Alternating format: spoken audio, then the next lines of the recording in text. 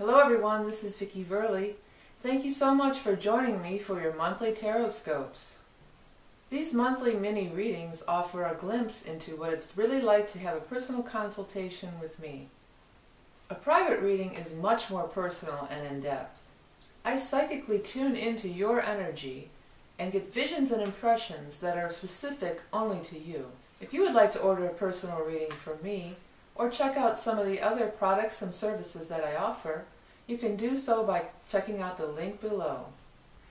And now, without further ado, on to the reading.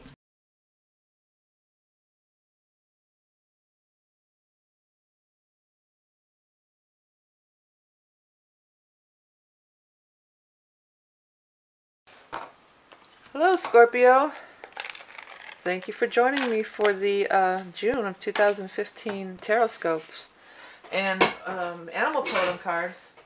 I can't believe that it's June. This is flipping me out that the year's halfway gone already. Okay, let me take a minute and start to shuffle the deck.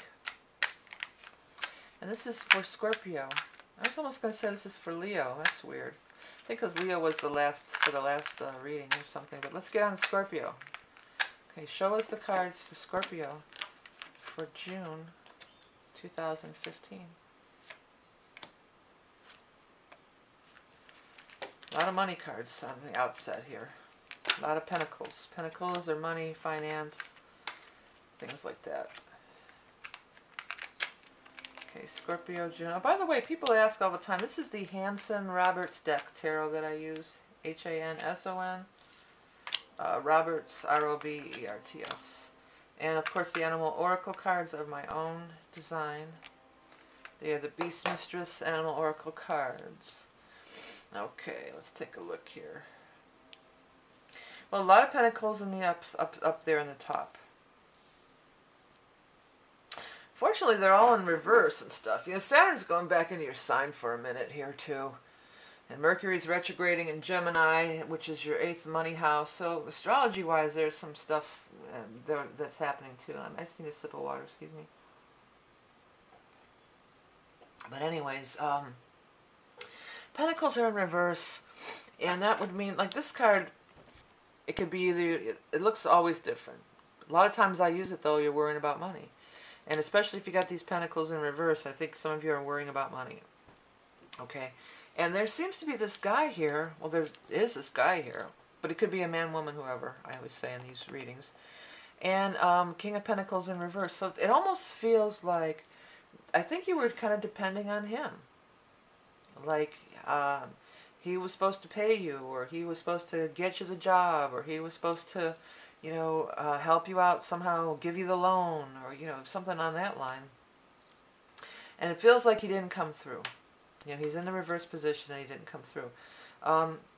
For some of you, there could be some kind of an emotional involvement here too, I'm picking up. And that this guy's sort of punishing you. I keep saying guy, excuse me, but it could be guy, girl, whoever, as I always say. It feels like, you know, because the Ace of Cups in reverse is here also. So it's like, I trusted you, or, you know, you let me down. You let me down emotionally. You know, I have, so some of you, this could be like a parent. This could totally be a parent.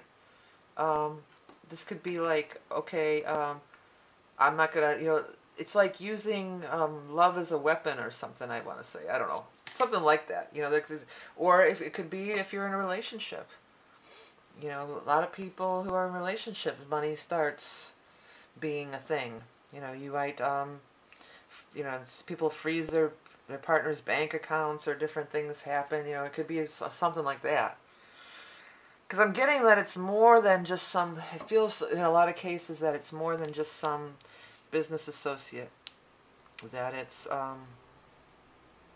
you know, I feel hurt by this. I've taken it personally. I mean, maybe it could be just like, hey, it's not personal, it's business. But I don't know. I think that you have reason to believe that it's, you know, that it's personal. That it is personal. It's somebody that you love or loves. You know, there's an emotional thing here. It's not just some business case thing. In many cases, and you know, Death and Ten of Swords is here too. So some of you may be severing some relationships, you know. Or maybe, I hate to say this, but in some cases somebody might have died and not left you any money in the will and cut you out of the will. I mean, that could be for some of you with this setup. Because there's an ending here. Death is an ending. It doesn't always mean somebody's going to die. As a matter of fact, it rarely means that somebody's going to die, but it means there's a big ending. And it's Ten of Swords is down here. So it's not something that's real, you know, that you're all happy about. Okay, we're not happy about it, but I will tell you that it is necessary, and it is righteous, and it is good. In the end, you know, it always is. Hindsight, right? You go back, but you might be upset about letting go of it. But you know, see, you have these tens. You know, you've got the 10 of rods and the 10 of swords. The two tens that are not the funnest tens to have. Tens, aces are the beginnings. You go through the thing, and 10 is the most. 10 of swords, most pain, most suffering. 10 of rods, the most heavy burden you have on your back. I always look at, too, what is death leaving behind? It's leaving behind the 10 of rods here. So that's not really a bad thing. 10 of rods is this heavy burden that I'm carrying. And so leaving that behind is maybe, you know, a good thing. I mean, for some of you, maybe you had to take care of somebody. And they passed and it was hard, you know, and you feel guilty because you're relieved in a way. Sometimes when people die, you feel relieved, especially if it's been a long, lingering thing. I don't want to be on, you know, such a downer and depressing, but these are the cards that are showing up. And, you know, death is your card, Scorpio. You're no stranger to death. You guys are deep, and you're tough, and you're deep, and everything. And I hate to say this, but it's such a cliche, but whatever doesn't kill you makes you stronger. You know, you come out as a magician. You know, Scorpios, too, you guys can be really fixed. I love Scorpios. I get along with them great. I have Scorpio rising. I got a lot of Venus, a lot of planets in Scorpio in my first house. But I get you. You know, I vibe with you. I get you. We're buddies, okay? I'm not trying to be mean or anything. But a lot of times you'll hang on too long. You know, that's the thing about Scorpios. They don't want to let go. They don't want to. I mean, maybe sometimes this is a relationship, or you'll stay in a relationship, or you'll stay in a job, or way past the time frames that maybe you should have. Where your ordinary person would let go, Scorpio is going to stick it out to the bitter end, you know, and that can be a very admirable quality, you know, and that's not a bad thing. But in this case, it's like, you know, if it's this much of a burden on you, maybe it's time to go. Everything's go, go, go. You know, this is the card, too, of moving forward with your life. I feel like you're afraid that, you know, it's a case, too, that it could be the case of the devil you know versus the devil you don't know. But this is a card about moving into the future with not knowing what's there. You know, even though you've built this life and you've built this up and you've been doing this for a long time, it's time to break free. And you know, Saturn is going through your house one more last time here. So especially you late degree Scorpios and Scorpio risings. Or Scorpio rising, Saturn's probably still in your first house, right? It's going to go, mine's 0 Sag, second house, but so it's going back into my first house one more time. So, you know, Saturn is not going to let you, this is totally like Saturn-ish card, you know, 10 of rods, this heavy thing that you're carrying around, you know, and so it's like one last pass here, and then you're good for another 28, 30 years, so it isn't all bad. It isn't all bad anyway. I love that the Magician ends up showing up here. Yeah, Magician. That's a very powerful and empowered card. The Magician's got it all together. Magician relies on no one but themselves, and that's another thing Scorpios can do too. And I've been guilty of that, you know. Well, I'll just do it myself, you know. I can just do it on my own. And, you know, there's a Queen of Swords there. She seems to be after the death. So after whatever is dying, whatever's being left behind, whatever you're going to be releasing, and as you move on here, you become with the Queen of Swords. And I say she because traditionally it is a woman, but again, I feel anybody, man, woman, whoever. But there's a person, a partner, that's going to help you. The Swords people are very verbal and very mental. They're talkers. So this may be some, instead of trying to carry that whole burden on yourself, just more this card, maybe you need to let people in and have help, accept help, and talk it out with somebody. talk it out with somebody. I feel like she's going to put a new spin on things.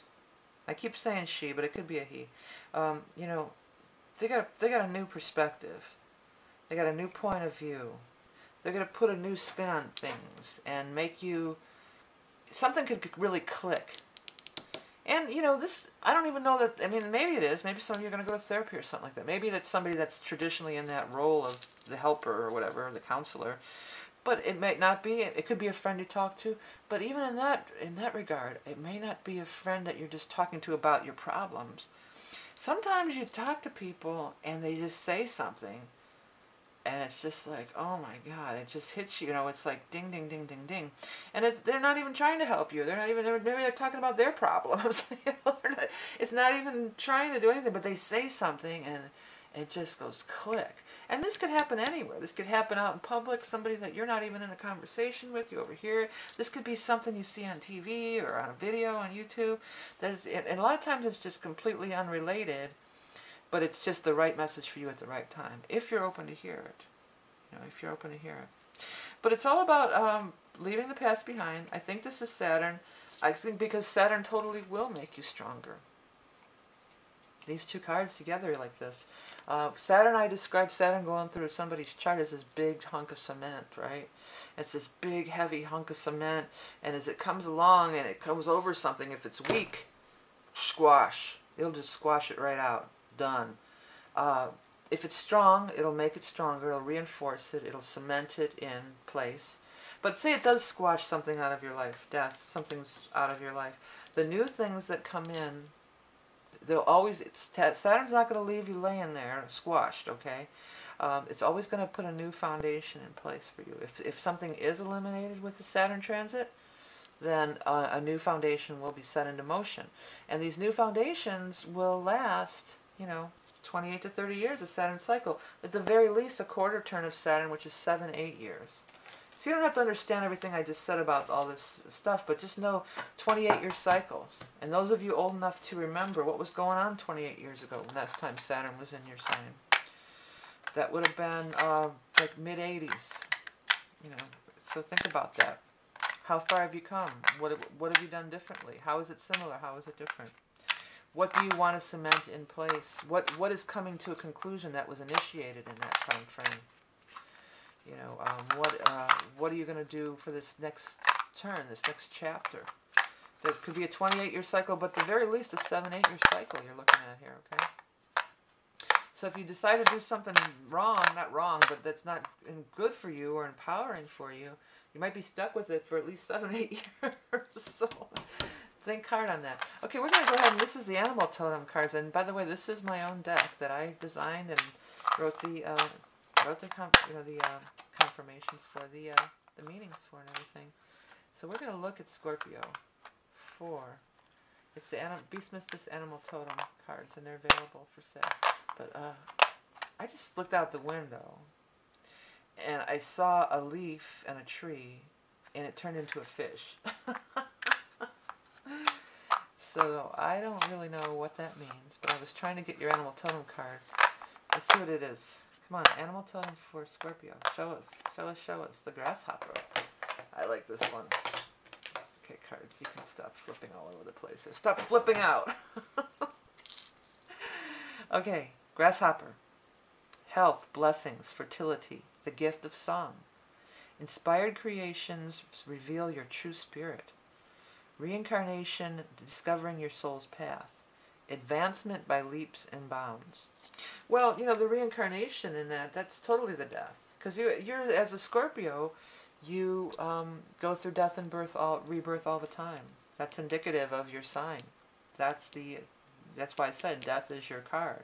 And so that's reincarnation. You can, I talk to people sometimes, you know, who was it I was talking to? This guy, he's in his 40s. And all he can talk about is what happened in high school. And it's just like, God, high school, to me, that's 5 lifetimes ago, you know. So you can have lots of lifetimes, or, you know, different, like, you know, you get married, that's a lifetime. And then maybe you get divorced, or maybe you stay married, where your kids leave, that's another life. You know, you have all these, they're chapters. But it's almost like a form of reincarnation within your own life, you know, and with the Saturn in your sign, that's very, very true. But making leaps and bounds, because that's what grasshoppers do, right? They hop. Grasshoppers hop. That's a fact. Anyways, here, take a look at this. Because my intention was with Spirit to see things in them. You see anything? What stands out to you? Is any colors, shapes? Is anything kind of standing out to you? Take a really good look at it. There, that's a good view, I think. And also, if you see one, if you see a grasshopper, that's confirmation, whether you see one in real life or you see one in the image or however it may be. You hear the word even. I always think of, too, the old Kung Fu show. He called his apprentice Grasshopper. Grasshopper. Anyways, I'm about to run out of battery, so I got to get off. But, yeah, stay tuned. I got a couple more things to tell you about, and have a great month. Hey everyone, before we go, if you go on my main channel, you can find out more information about me, including how to get a reading. And you can check out, there's a bunch of links here. I have a couple of other channels, a music channel, and then a children's music channel, the Learning Songs for Kids. So if you have little kids or anybody, you can find links to all that on my main page. Under the About section, you can find everything. How to order. I do the personalized mandalas, my books, it's all listed here. And that's at the top if you're on home. This is the main channel page. You go home. And then it's videos, playlists, channels, discussions about. Also, I believe I will have a link, a subscribe link on the video itself. And then I usually say something like goods and services. Well, that'll take you to it. Where that actually takes you to is this Order a Mandala page, which is the Tapestry of Life. But there's all sorts of stuff. If you keep going down here, you've got the animal totem cards. There's a link below to buy that. And all the readings. See, it says readings. And I have all the readings. There's personal readings. And then at the very bottom, too, is make a donation. I'm usually try to keep it booking like 2 weeks out or so. I try not to let it get too far beyond there. I'll start filling in holes. But I try to stay like 2 to 3 weeks out on the booking, so you don't have to wait months or anything to get a reading with me. If you're watching this to learn how to read tarot, if you noticed I had the book there, it's Tarot in the Modern World. I wrote this book on tarot. It's a real good, easy to understand book about tarot. It's available on Amazon, Tarot in the Modern World. There's links to that. And then, of course, the Beast Mistress Animal Oracle cards, which I pulled for you at the very end of the last reading. You know, that's also going to be on here on the, you can get it from the About section or from this Order the Mandala page. So it's all there, you know, it's all there. And the goods and services, I believe, takes you to this Order the Mandala page, okay? All right, so have a great June. Remember, you are love and beauty incarnate, and I'll speak to you soon.